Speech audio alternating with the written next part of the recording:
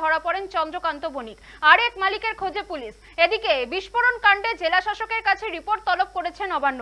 দিন কয়েকের মধ্যে এলাকায় বাসন্তী পুজো রয়েছে। সেই উপলক্ষে সোমবার রাতে পাথর প্রতিমার ঢোলাহাট থানা এলাকায় বাসিন্দা চন্দ্রকান্ত বণিকের বাড়িতে বেআইনিভাবে বাজি তৈরি হচ্ছিল বলেই পুলিশ সূত্রে খবর। রাত 9টা নাগাদ আচমকাই বাজি স্তূপে আগুন ধরে যায়। তা থেকে বিপত্তি। জানা গিয়েছে বাড়িতে একাধিক গ্যাস সিলিন্ডার রাখা ছিল। আগুনের তাপে সেগুলিও ফাটতে শুরু করে। বিকট শব্দে কেঁপে ওঠে গোটা এলাকা। দাউ দাউ করে জ্বলতে থাকে গোটা বাড়ি। বাজি তৈরির সময় বাড়ির শিশুরা তখন ঘুমোচ্ছিল, মহিলারাও তাদের সঙ্গেই ছিল। আচমকা বিস্ফোরণের ঘটনায় বাড়িতে থেকে কেউ বেরোতে পারেনি।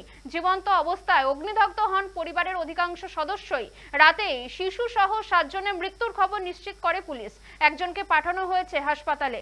ভোর রাতে মৃত্যু হয়েছে আরও একজনের। ঘটনার পর থেকেই বেপাত্তা ছিল কারখানার 2 মালিক চন্দ্রকান্ত বণিক ও তুষার বণিক। মঙ্গলবার সকালে চন্দ্রকান্তকে আটক করল পুলিশ। তবে শেষ পাওয়া খবর অনুযায়ী এখনো বেপাত্তা তুষার। তার খোঁজ চালাচ্ছে পুলিশ। স্থানীয়দের দাবি 10 বছরেরও বেশি সময় ধরে জনবসতির মাঝেই চলছিল বাজি তৈরি। যদিও বাজির আড়ালে সেখানে বোমা তৈরি হতো নিয়মিত, যা থেকে বিপদের আশঙ্কা ছিলই। কারখানা বন্ধ করতে বহুবার পুলিশের দ্বারস্থ হয়েছেন স্থানীয়রা, কিন্তু তাতে কোনো লাভ হয়নি বলেই অভিযোগ করেছেন বাসিন্দারা।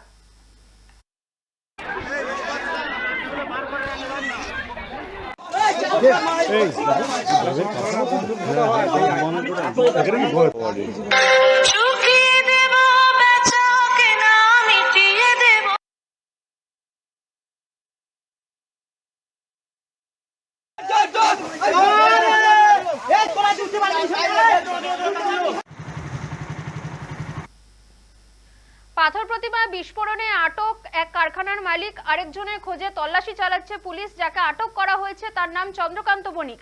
আরেক মালিকের খোঁজে পুলিশ তল্লাশি চালাচ্ছে বিস্ফোরণ কাণ্ডে। জেলা শাসকের কাছে ইতিমধ্যে রিপোর্ট তলব করেছে নবান্ন। দিন কয়েক পরেই বাসন্তী পুজো। আর বাসন্তী পুজো উপলক্ষে সোমবার রাতে পাথর প্রতিমার ঢোলাহাট থানা এলাকার বাসিন্দা চন্দ্রকান্ত বণিকের বাড়িতে বেআইনিভাবে বাজি তৈরি হচ্ছিল বলেই পুলিশ জানিয়েছে। ঠিক রাত 9টা সেই সময় আচমকাই বাজি স্তূপে আগুন ধরে যায়। তা থেকেই ঘটে যায় বিপত্তি। জানা যায় বাড়িতে একাধিক গ্যাস সিলিন্ডার রাখা ছিল। আগুনের তাপে সেগুলো ফাটতে শুরু করে। বিকট শব্দে কেঁপে ওঠে গোটা বাড়ি। বাজি তৈরির সময় বাড়িতে শিশুরা ঘুমোচ্ছিল, মহিলারাও তাদের সঙ্গে ছিল। আচমকাই বিস্ফোরণ ঘটায় বাড়ি থেকে কেউ বেরোতে পারেনি এবং এই ঘটনায় অগ্নিদগ্ধ হয় পরিবারের অধিকাংশ অনেক সদস্যই। রাতেই শিশু সহ 7 জনের মৃত্যুর খবর নিশ্চিত করেছে পুলিশ। একজনকে ইতিমধ্যেই পাঠানো হয়েছে হাসপাতালে। ভোর রাতে মৃত্যু হয়েছে আরও একজনের।